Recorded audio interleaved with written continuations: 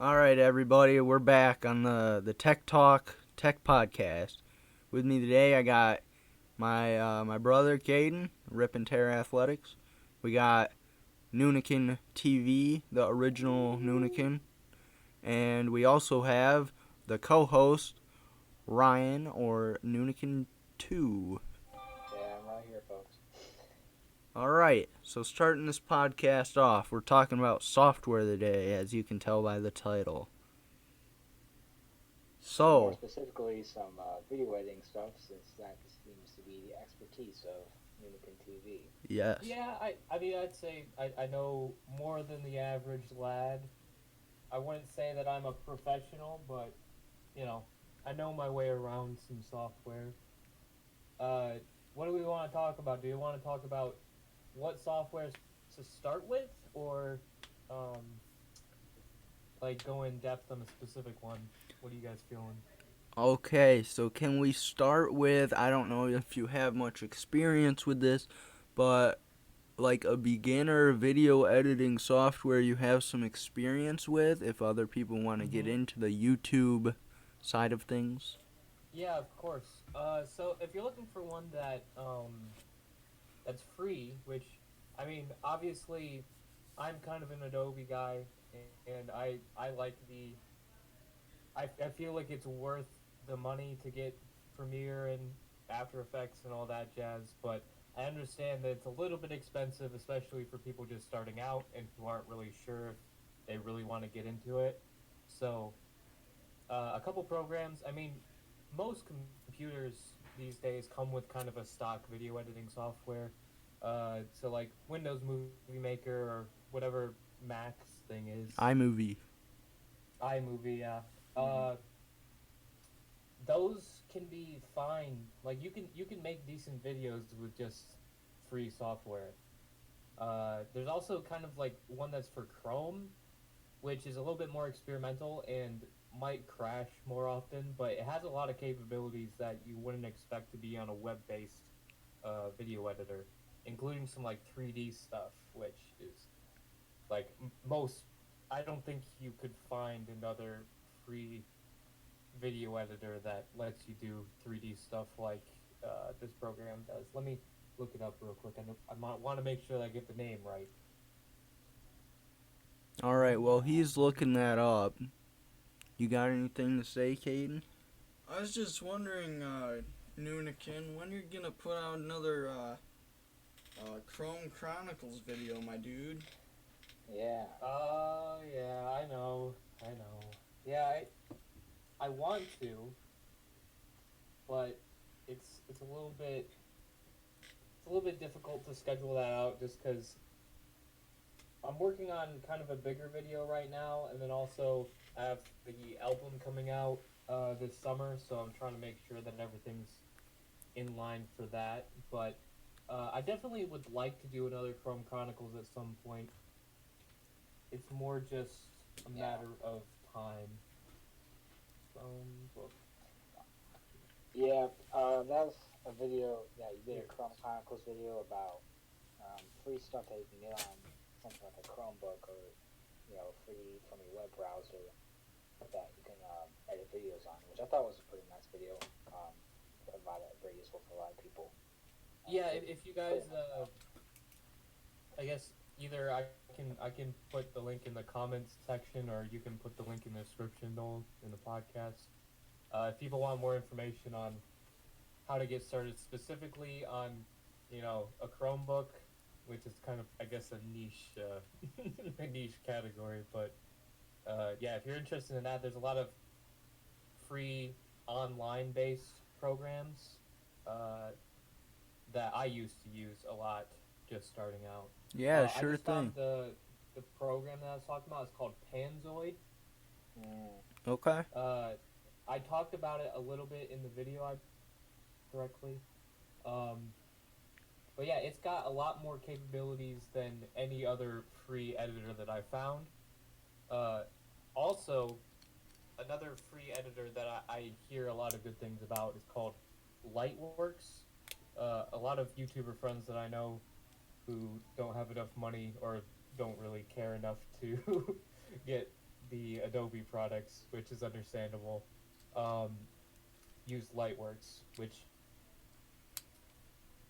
I hear is pretty nice, but I haven't used it. I've heard of it. I don't know if I've used it or not, but it's a name I've heard of, so it's probably something. I mean, when push comes to shove for making videos or pretty much any creative thing,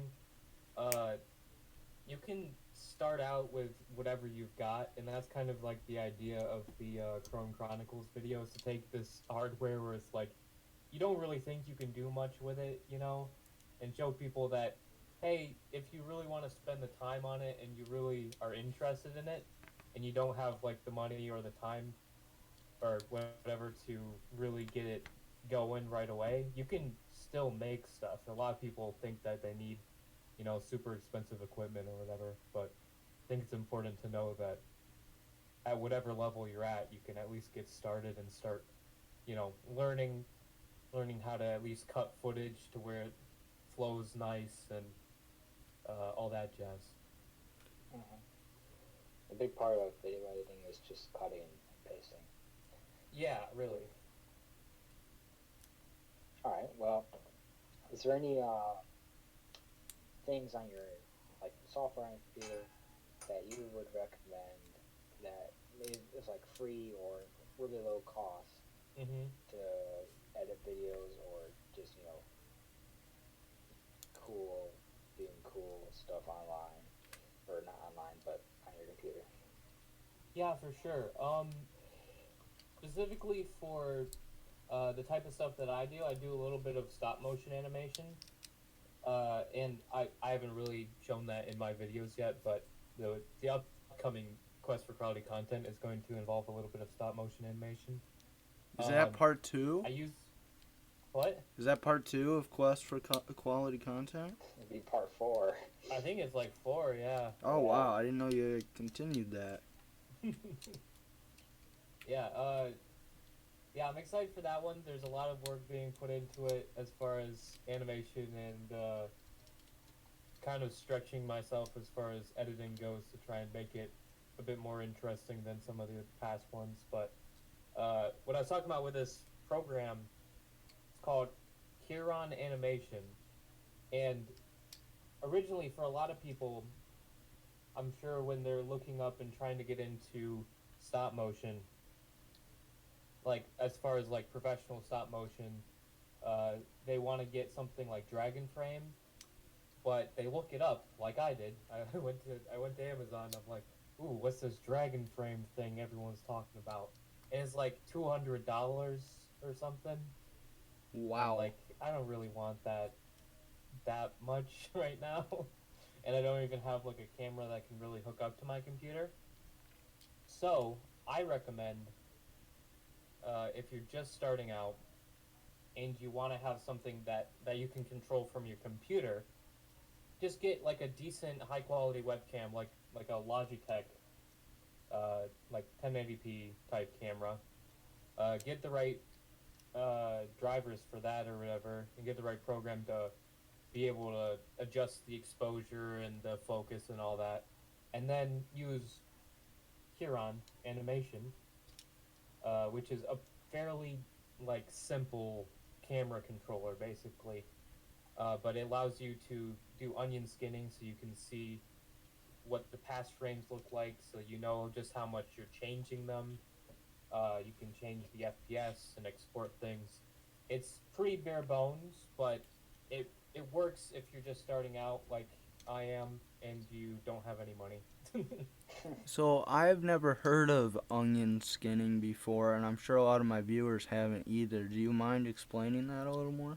Yeah, for sure. Basically, onion skinning, so, you know, the whole thing with onions was like, onions have layers. Yes. Shrek That's quote. the whole... Yeah, I was trying to quote Shrek with that one, but, basically onion skinning is you can see the past frame just with a lower opacity. Oh, okay. Mm-hmm. So you have kind of a reference, so it's not just like you're you're just winging it, you know. Right. So that way you can kind of feel the animation a bit better because you know that you're changing it just like a little bit each frame instead of, accidentally bumping it and then having to go back and forth between frames trying to figure out how to line it up. All right. I remember back in, oh man, maybe a second grade. I was supposed to make an animation project in Mr. Singerling's tech class, and basically we were supposed to take Tux Paint, which is a Linux paint program that runs on Windows and Linux. Yep, and you can also get it on Mac, I think, but it was made by Linux. Anyway, or made for Linux. I used to make a bunch of different projects, like just new paint files, Mm-hmm. and copy and paste the last one, erase whatever I wanted out of it, and then take like the stick figure I drew or whatever, and then just select him and move him over a little bit, or just like Yeah, for sure. draw right over the top of him, and then erase like the left edge if I moved him to the right a little bit. That took a long time. Yeah, animation is like everyone knows animation is tedious, but you don't really know how much time it takes until you actually start. Like before, like I've seen animation and I was like, wow, that looks like a lot of work. But then when I actually start animating things, I'm like, oh man, this is gonna be the death of me.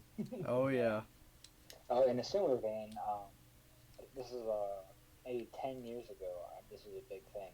On your DS that you just bought, came with the application called Oh, yeah.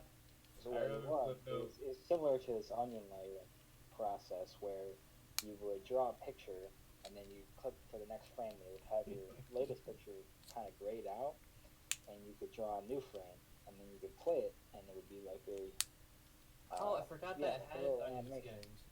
Yeah, it did. Oh, And that's then cool. it's like very it's the reason they call it a footnote was because for electronics, what you would do is you take like a pad of sticky notes and you draw a frame Yeah. on each sticky note, and then you flip them, and it would like show a little movie type thing. Which was, Yeah, anyone who's done like a flip book like that in just when they're bored in class knows it takes forever because each frame is a page. Yep. You could do some like shortcuts as far as animation goes on computers though, which kind of makes things a little bit easier. Like what I do is a bit more like I'm trying to utilize the different mediums to their full potential, basically, to make it so that I don't have to spend unruly amounts of time just frame by frame animating everything. So I'll use keyframe animation, which is basically okay. Well, keyframe animation is a little bit of a difficult topic because it's different whether you're talking about frame by frame animation or like animating in a video software. So I'll try and explain them both because it can get a little difficult with semantics.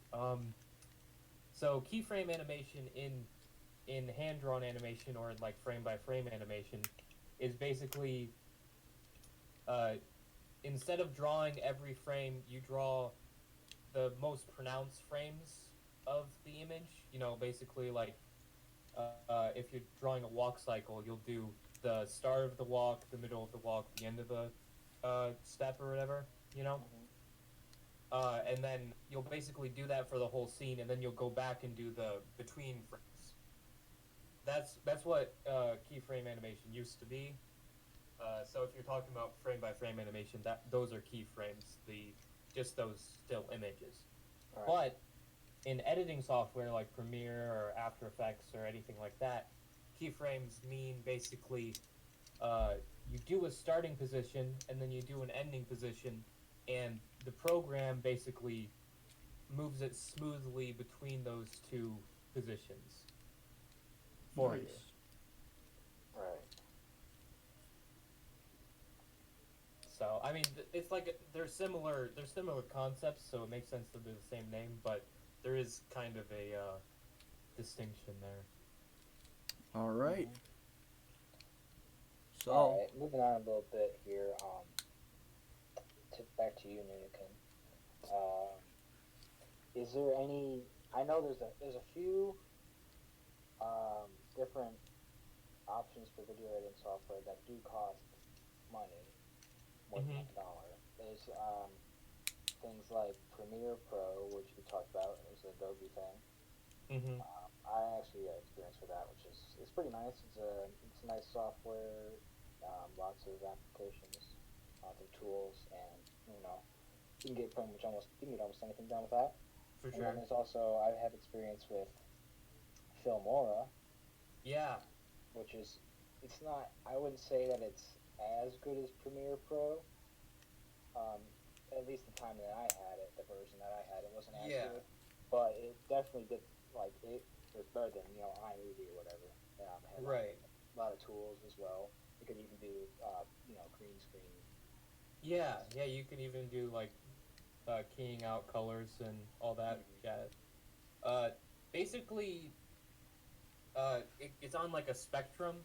So between like Windows Movie Maker and Premiere, you would find on the spectrum Filmora. So Filmora is like a higher end version of more consumer friendly editing software. So you don't have to spend a whole ton of time learning it. It is very user friendly, and that's a good stepping off point if you're looking to be professional in video editing. I think. Yeah, because I used Premiere for like not Premiere. I used Filmora for a really long time before I decided to get Premiere, just because it's cheaper, and for me, I'm not gonna say through what processes, but I may or may not have gotten it for less than cheap. torrent. Whereas Premiere, you can't really get away with doing that. So Yeah. All right, so. Oh no. for the listeners, Brendan is trying to call and he's locked out. So, I did some reading today and some occasional YouTube watching, and 500,000 plus people's information. That doesn't sound right, but 500,000 plus people who use Zoom got their information leaked on the dark web. Yeah, I heard about Oh that. no. So don't use Zoom, as I stated in the last episode. It's actually getting banned by different corporations in the U.S., and I forget which government it is, but one of the governments out there in the world that's not in the U.S. Completely banned it from their location. Dang. Speaking of dark web, isn't there I don't know if it was a software, like some sort of web thing, which you would download to your computer, which allow you to access the dark web. I don't know if this is something we want to talk about here. Ah, yes, the great infamous Onion browser. Tor. Tor is something, is basically, what you're talking about, Onion browser layers, Onions have layers. I don't know what that has to do with anything. But basically, the deal behind the dark web is that you're more completely anonymous than you are just on Google Chrome or something like that, because you're you have your IP address and it's being sent to your internet provider, and all that stuff for all the websites you go on. There's cookies and stuff which basically tell other corporations and stuff like that what you're looking at. That's how you get ads that are like Targeted toward your specific. Like if you go on, let's say if you go on Amazon and you look up, stuff, whatever, like a specific type of thing, then you'll probably start seeing ads for that type of thing. I want my Cookie Monster slippers right now. I used to have those as a kid. Oh, seriously? Yeah, Dope. it was pretty interesting until the dogs got a hold of them. They were very comfortable though. I remember being very distraught as a kid when the dogs ripped them up. Yes. Rest in peace, Cookie Monster slippers. Alright. So I have a Served question your purpose well. for you guys. You were talking about the DS earlier, and That's right. I know the Switch has been around for a while, but I'd been thinking about getting the new 3DS XL or new 2DS XL, and I was wondering what you guys thought about that, because I don't want to buy a Switch with all new games and everything, because I already have a ton of DS games, and I was just Do the new DS portable things like have backwards compatibility to old DS games? Yes. Yeah. Oh, okay. Well, if I was saying if you were to get a DS, like either a 2 or 3DS, those are probably going to be a lot cheaper than getting a Nintendo Switch. And also the games, if you say they're backwards compatible, those will all be really cheap as well. Right. So if you're looking to save a buck or two, then I would go definitely for a 2 or 3DS on that, as opposed to a Nintendo Switch. Yeah. And, I you know, mean, whereas I mean, the good games for the Nintendo Switch are like $60 a piece. yeah, those are expensive. The DS ones are like probably half that. Yeah. Yeah, and I saw that the other day that Doom 2016 is still $60. Oh, really? And that's been on sale for like $20 at like Walmart and Meijer, I think, for like $20 for like PS4 and Xbox One. So I think that's kind of crazy how they're able to price it $40 above like it's brand new when it's been out for 4 years. Well, the thing is, nowadays everybody's shopping online, so they're trying to jack up the prices for online stuff because no one can go to the store. Yeah, makes Probably sense. like a 6% more things online than if you were in the store. But you know. Well, this was in a store when I saw that. It's like they were right next to each other, and the PS4 one was like $20. I feel like specifically the reason why the Switch ones are more expensive is because it takes more effort for their teams to convert it to a game that the Switch can actually play. Right. Than it does the compatibility between Xbox and PS4. Those are two pretty similar consoles, whereas the Switch is like this fucking goofy looking. Yeah. And I'm not roasting it. I have a Switch. I like the Switch, and there's a lot of really good games. But as far as getting other titles on it, it's a little bit more effort because you gotta tone some things down. All right. Bringing it back full circle here. Now we're talking about games. I know, Nunikin, that you have an emulator for older games. Is that something, like, talk a little bit about that? Well, I have multiple emulators, and for the FBI people listening, it is completely legal to have emulators on your computer. And for the people listening, wink wink, you have to own the games in physical form in order to be able to download ROMs and use them on emulators. So make sure that you own all of the games that you're playing on emulators in real life. But Yeah. I What did is a an video. emulator exactly? Yeah, okay. Here. Basically, an emulator is simulating the console that a game used to be on. So it's especially helpful for like older games where consoles are getting either more expensive or they're getting more fragile because they're old. And I feel like it should be legal to be able to get old games, especially when the companies aren't selling them anymore, and Yeah. their virtual consoles are way worse than any emulators that are free online today. But either way, basically what an emulator does is it tries to figure out how to run the games on, whatever thing you're using. So you can get emulators on your Wii. If you like do homebrewing stuff on your Wii, then you could technically get like an emulator for, SNES games and stuff. Not anymore though, because I think the Wii shop is gone. You Oh, can really? still use an SD card to get homebrew. Oh, so you can still homebrew. I thought they'd patched that out.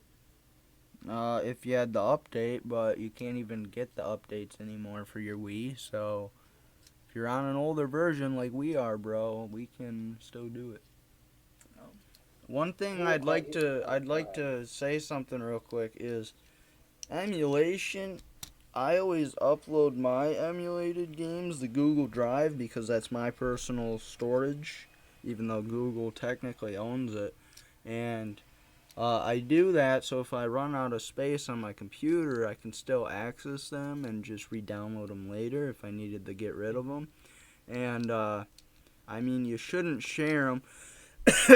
You technically can, but it's frowned upon. Yeah. Well, I think as a concept, I'm not going to say that I do one thing or another, but the concept of emulating and being able to share old games, I think it should be available at this point because otherwise, because Nintendo's and like other companies, other game companies aren't re-uploading or making re-releases of all of those old games. So a Yeah, lot those of them things are gonna just going to get be lost. Yeah. Yeah. Once all the cartridges start to fucking like Disappear. break down. Oh, can I swear on this? Oops. Once they start to break down, you're not gonna have access to those games anymore. So I feel like for just the sake of history, and being able to maintain things from the past, emulation of at least games that they're not selling anymore, Yeah. and don't have re-releases of, should be available. And heck, Nintendo could even have their own website where you could pay a small fee. I just want to know that they're backed up some. Here's a question for PC Basics here. Based on what you can give us as a description for an emulator, would you say that an emulator is similar to a virtual machine? Yeah, it's very similar actually. It's just converting old files to run on newer hardware or I guess different hardware than what it was designed for. It allocates memory just like a virtual machine would. Which means basically using memory. It uses your processor just like a virtual machine. It takes not a whole lot of power out of your hardware to run a ISO for either a virtual machine or a ROM emulator. But it could, depending on the game. Like if you wanted to emulate Wii games, it will obviously take a lot more speed than if you were trying to run, I don't know, an SNES game or an NES game. But yeah, he explained it pretty well. That's good. Alright. Anything else you would PC Basics? Yeah, I'd say we're pretty good. You want to add anything? No? Okay. So, if you guys have anything to add, go ahead. If not, we'll cut it there. Only thing is I would say is watch out for episode 3 of this podcast, hopefully. Good call. You Good sure? call. Also look out for some videos from Lincoln too. A couple weeks, hopefully. Yeah, y'all need to get Brendan on this podcast. Yeah, we'll get him on Probably be here a eventually. good guest. No dissing Brendan. I don't know how much he knows about computers, but we'll get him on here. Talk about movies and how computers make the movies. Oh yes, Yeah. we can We'll find a way. get that .mov and .mp4 file going. Yep. All right, guys. This is PC Basics signing off with the Tech Podcast, Tech Talk.